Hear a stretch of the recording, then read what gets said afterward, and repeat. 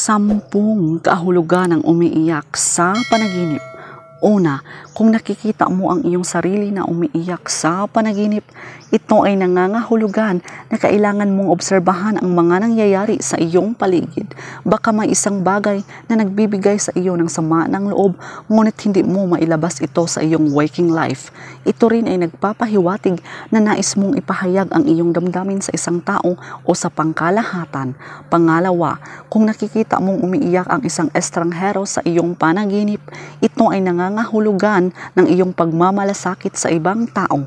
Ito rin ay nagpapahiwatig na ikaw ay may mga nararamdamang pangangailangan na tumulong o magbigay ng suporta sa iba. Pangatlo, kung nakikita mong umiiyak ang iyong magulang sa panaginip, ito ay nangangahulugan ng iyong takot na mawala ang suporta at pagmamahal ng iyong magulang. Ito rin ay nagpapahiwatig na may mga isyu o problema sa inyong pamilya na nais mong linawin o lutasin.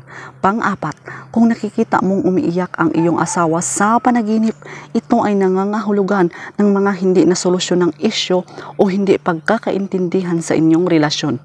Ito rin ay nagpapahiwatig na ikaw ay may nararamdamang pangangailangan na mas mapalapit at magkaunawaan pa sa iyong asawa. Panglima, kung nakikita mong umiiyak ang iyong ex sa panaginip, ito ay nangangahulugan ng mga hindi tapos na damdamin o pagnanais na muling makipag-ugnayan sa iyong ex. Ito rin ay nagpapahiwatig na may mga hindi natapos na usapan o closure sa inyong nakaraan na nais mong linawin.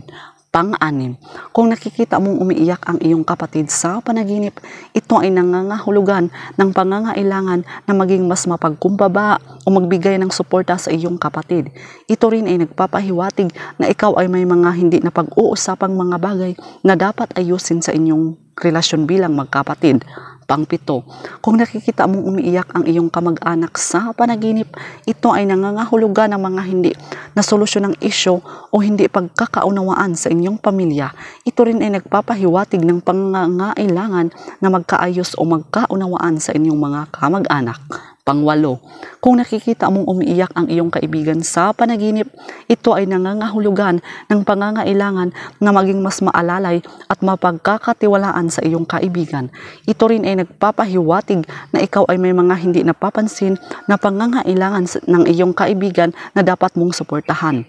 Pang-siyam, kung nakikita mong umiiyak ang iyong kapitbahay sa panaginip, ito ay nangangahulugan ng iyong pagmamahal at pagmamalasakit sa iyong kapitbahay. Ito rin ay nagpapahiwatig na ikaw ay may nararamdamang pangangailangan na magbigay ng suporta o tulong sa iyong kapitbahay.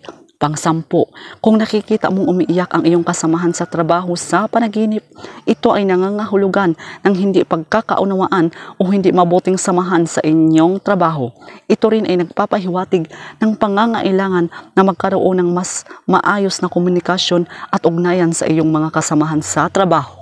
So yun lang po mga kaibigan. So please do subscribe and hit the notification bell para ma-update po kayo sa susunod na mga videos. Maraming salamat.